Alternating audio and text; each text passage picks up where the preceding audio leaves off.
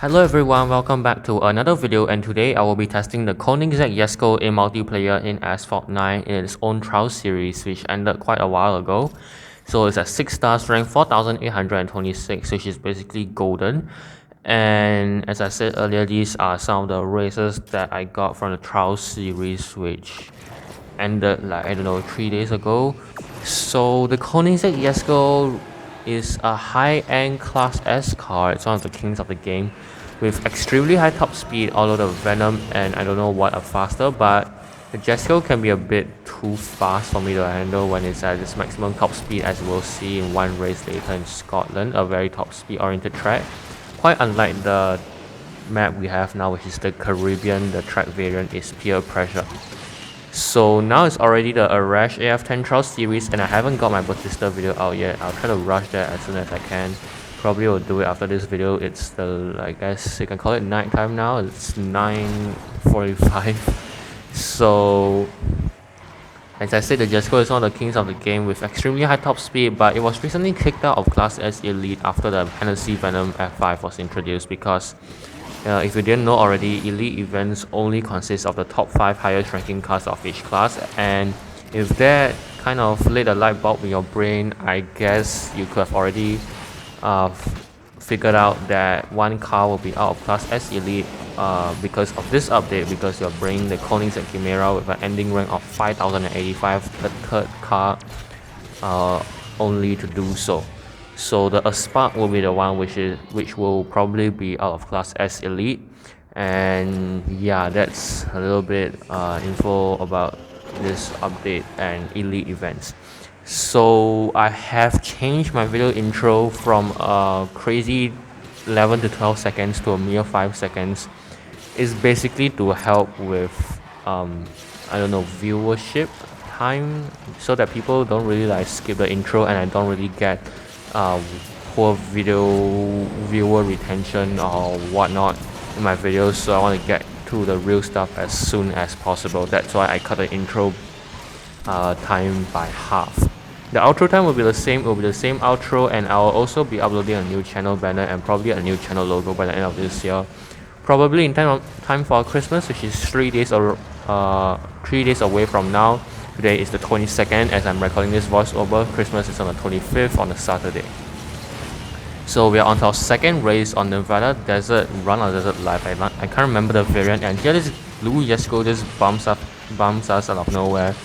I was kind of shocked, but luckily I had very good reflexes. Actually, I don't have. I just kind of reacted properly at that point of time and didn't wreck on, you know, that thing over there, the division.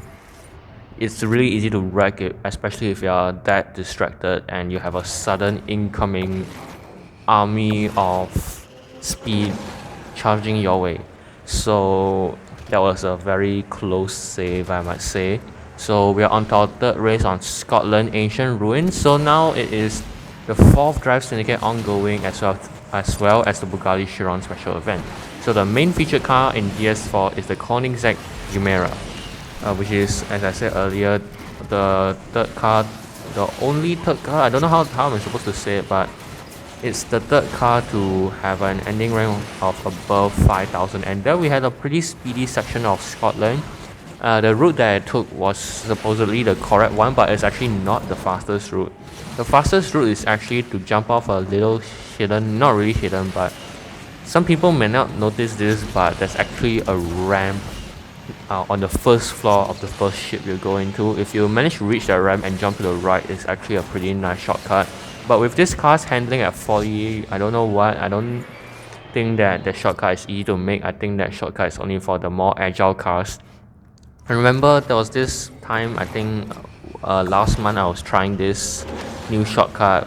I was rewatching some of Film's videos, and then the one about the FA actually, and then I just wanted to try it out with my Pininfarina H2. Mine is golden already, so it has a handling stat of around 85 or 86, and even with that 80 something handling, I couldn't even manage to do it. So I think it's kind of hard even for the more agile kinds of cars.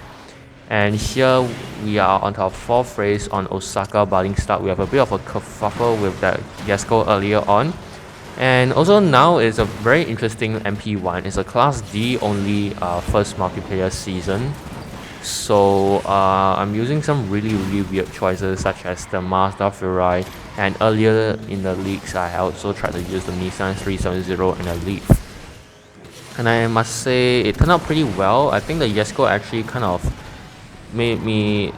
taught me how to handle more of the top speed oriented cars like the Furai, but didn't really teach me how to handle the Furai kind of drifting, the Furai's drifting, because the Furai's drifting is just a whole nother story for a whole nother day and for a whole nother learning experience, because the Furai's drifting is just disastrous. Seriously, the Furai, it just drifts horribly. I would not say sluggish. I think the Vencer is more of the sluggish kind, but the Furai, I think it drifts more like the Griffith. I don't know about the Trophy, the Huracan Trophy, because I hardly ever driven it if I remember. Yeah, so I might probably want to try to figure out how to do the Furai's drifting. I was actually expecting the Furai's acceleration to be better than 80 or 81, but I was kind of over expecting it. Anyways, it's a King of Class D, so you know what, it's fine. And also I've seen some people trying to request Class D Elite events in the Asphalt 9 Legends Discord server. My personal opinion on that is that it would be nice to have one, but some people are quite against it for some reason. They say D-Class Elite is basically the weekly competition, which kind of makes sense because the weekly competition only allows you to use Class D cars and they give you tokens pretty much like Elite events, but you can only get 60 tokens out of it. Whereas out of Class C Elite, if you have a good 2 or 3 star car like the Gallardo, which everyone will be getting now, I guess you can get around probably 100 tokens out of it. And also elite events are, I think, ranked by time, so you can also get some extra stuff out of it. So Class D Elite will be good in my opinion. I know that sounds like a noob's opinion, but noobs also play this game, okay? And now we are on to our 6th race on Himalayas frozen route. And this is one of the only top speed oriented tracks after Scotland, which we had one of our races before this.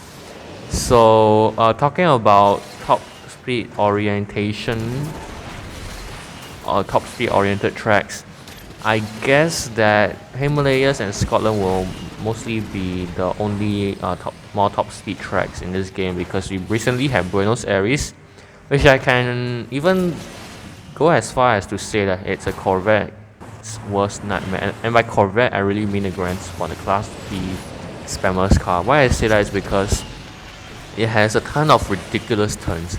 Like there are a lot of those I think they call them Z turns, and I find them quite hard to manage actually, those Z turns. Yeah, I think it's just you need to put a little more effort. I mean, it's possible if the Corvette can run without scratching the walls, but it does take a little bit of learning, because Auckland it was kind of the more emptier tracks that you can see, and it's a bit smaller as well, I guess, so that you can actually know the entire track layout very quickly. And I think that was the case when the Heatwave season update came out. But for Buenos Aires, which is our new track for the festive season, it's a bit hard to learn, especially with that huge stadium, 2 huge amphitheaters or stadiums, whatever you call them. Some even call it a Colosseum. Some actually went that far to call it a Colosseum, but I only consider one to be a Colosseum, which is the tourist spot in Rome. You know, that ancient building.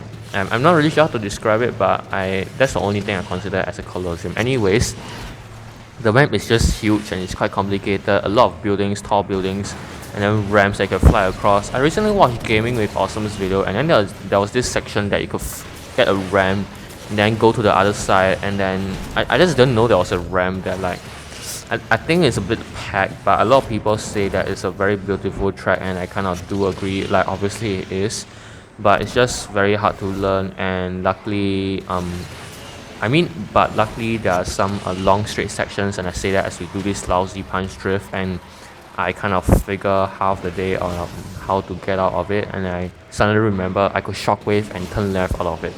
That was a very weird moment. And back to Buenos Aires,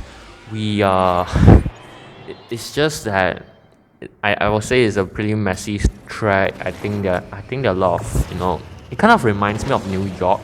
Like New York, there's this section with a ton of ramps and straight sections where cars like this can get up to the top speed. But then they are like, I think that Buenos Aires really reminds me of New York in terms of the track layout, because it has tons of straight sections, including that huge part where I jump across the bridge. I was like, what on earth is that? I thought that I wouldn't make it across the bridge, I even thought that way, because it really looked like it was gonna be so. But I did manage to get across the bridge, and then there was this section where there's the huge memorial shape thingy with the grass Gameloft logo on it, and then there are a ton of ramps. That's also another place to get up to the top speed, and of course the huge stadium with a enormous ramp. I was trying to find another adjective to say it, but I think it will be too not family friendly for the channel.